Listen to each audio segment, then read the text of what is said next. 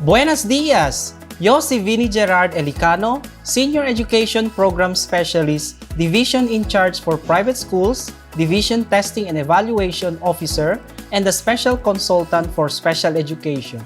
I will be sharing some information and document submission standards for SPED major applicants and the English Proficiency Test based on DepEd Order No. 7 Series of 2015.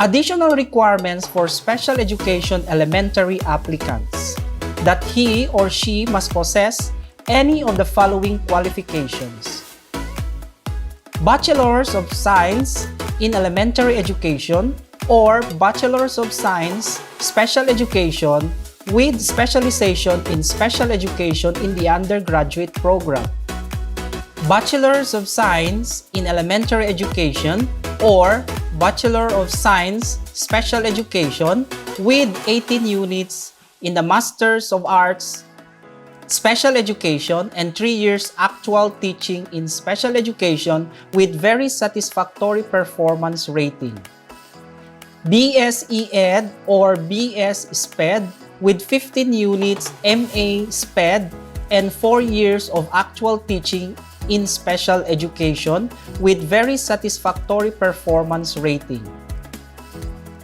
BSEd or BS-SPED with 12 units in MA SPED and 5 years of actual teaching in special education with very satisfactory performance rating,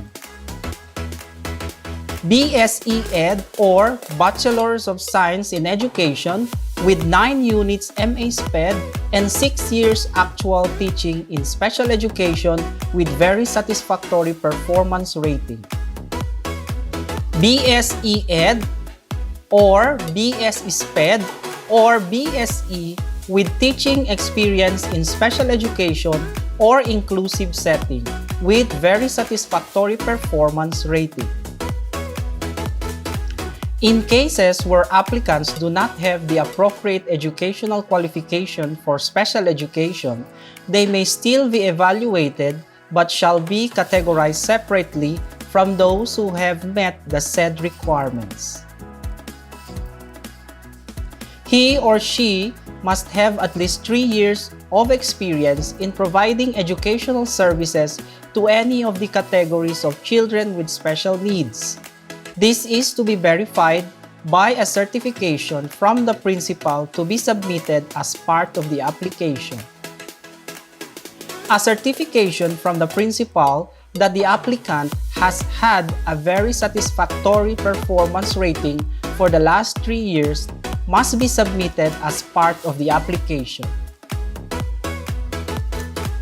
Additional requirements for special education secondary applicants: he or she must possess any of the following qualifications: Bachelor of Secondary Education, major in special education, Bachelor of Secondary Education plus 18 units in special education in the graduate level, Bachelor of Secondary Education plus 15 units of special education with 2 years of very satisfactory teaching experience in the regular schools and is willing to be trained within a year, Bachelor of Secondary Education plus 12 units in special education with 4 years of very satisfactory teaching experience in the regular schools and is willing to be trained within a year, Bachelor of Secondary Education plus 9 units in special education with 6 years of very satisfactory teaching experience in the regular schools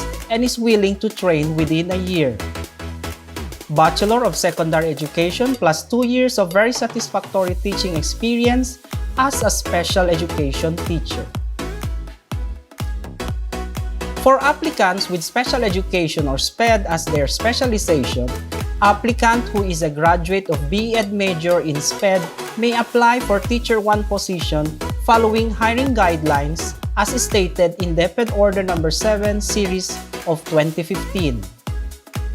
Deployment of teacher with Teacher 1 SPED major item from the RQA will be identified and determined by the planning office based on teacher needs, teacher to learners with disabilities ratio, and localization.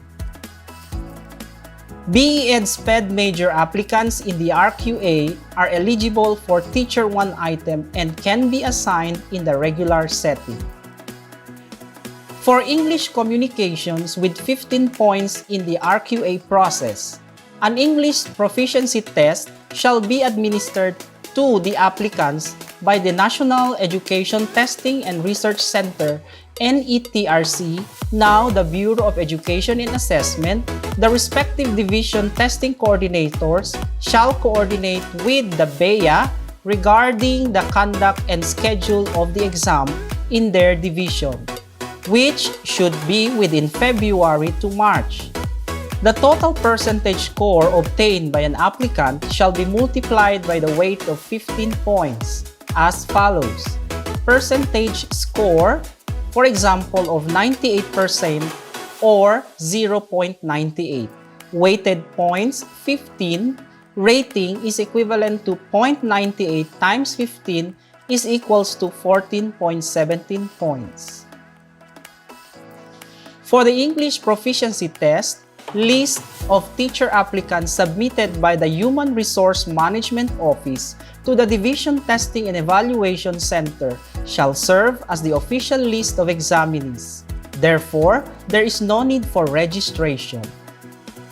Schedule, date, and venue will be announced officially and to be posted in our official social media portals.